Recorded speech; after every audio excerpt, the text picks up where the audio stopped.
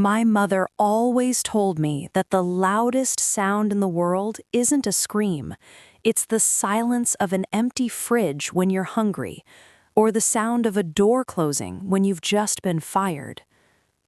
That morning, my boss, Mr. Henderson, didn't even look at me.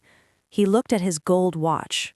He said, "Julie, I don't pay for excuses. I pay for results. If your mother is sick, stay home with her, but don't expect a paycheck." I walked out. I didn't cry.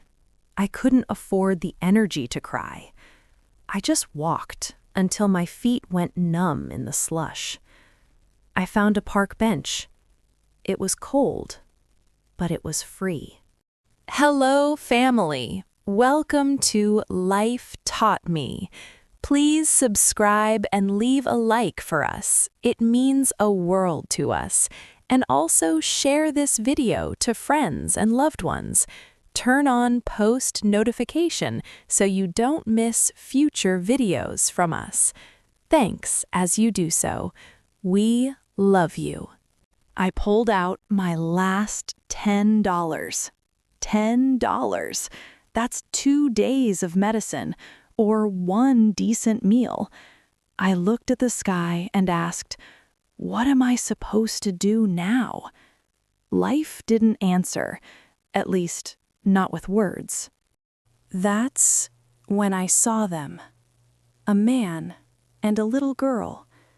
He was wearing a thin jacket, trying to block the wind for her. The girl was drawing shapes in the frost on a trash can. She looked up at him and said, "Daddy, is it time for dinner yet?" The man looked away. He didn't have an answer. I looked at my $10. I thought about my own empty kitchen. I thought about the bills piling up like the snow on the sidewalk. And then life taught me my first lesson. You are never too poor to share. I stood up.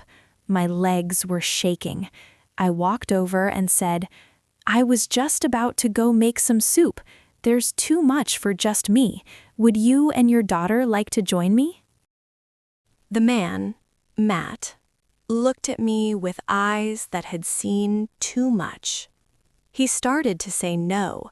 His pride was a wall he had built to stay strong. But then he looked at his daughter's shivering hands. He whispered, "Thank you. We would be honored." In my tiny apartment, the heater clicked and groaned. I put everything I had into that pot. Carrots, potatoes, a bit of barley. It wasn't a feast, but the steam made the room feel like a palace. We sat at my small wooden table. Little Diane ate like she hadn't seen food in days, but she was polite. She thanked me after every single bite. Matt noticed a loose cabinet door in my kitchen. Without saying a word, he found a screwdriver in my junk drawer and fixed it.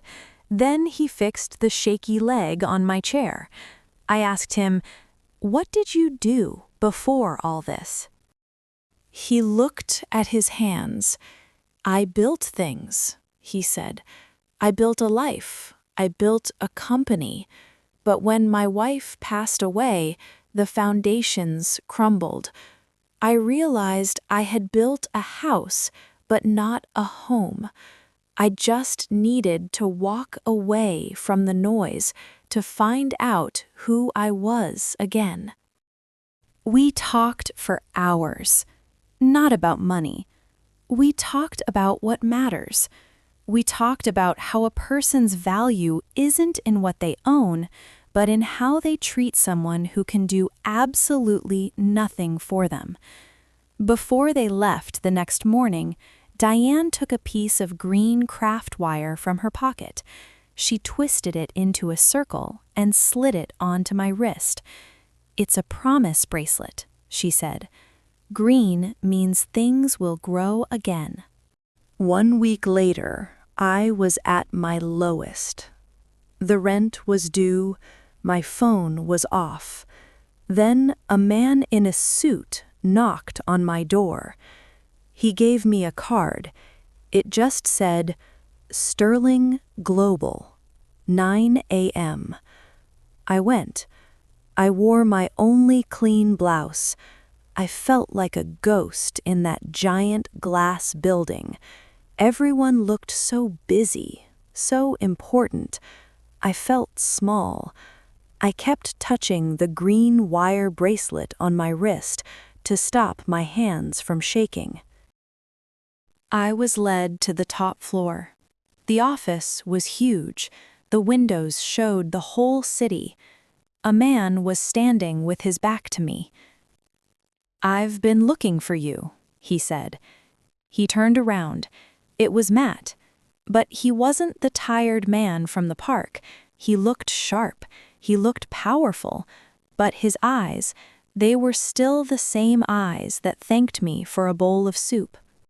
He said, "Julie, that night on the bench, I was testing the world. I wanted to see if anyone still cared about a human being without a title. You were the only one who stopped. You gave me your last meal when you had nothing." He walked over and pointed to the green wire on my wrist. "Diane was right," he whispered. "Things are going to grow again." Matt didn't just give me a job, he gave me a mission. He made me the head of a foundation that finds people just like we were, people who are one bad day away from losing everything. Looking back, I realized that the $10 I spent on that soup was the best investment I ever made. Not because it made me rich, but because it kept me human. Life taught me that the world is a giant circle. What you give out eventually finds its way back to you. Sometimes it comes back as a paycheck, but most of the time it comes back as hope. So, if you're sitting on your own park bench today, wondering if anyone sees you, don't give up. Keep your heart open, because your greatest blessing might be hiding in the next person you choose to help. My name is Julie, and this is what life taught me.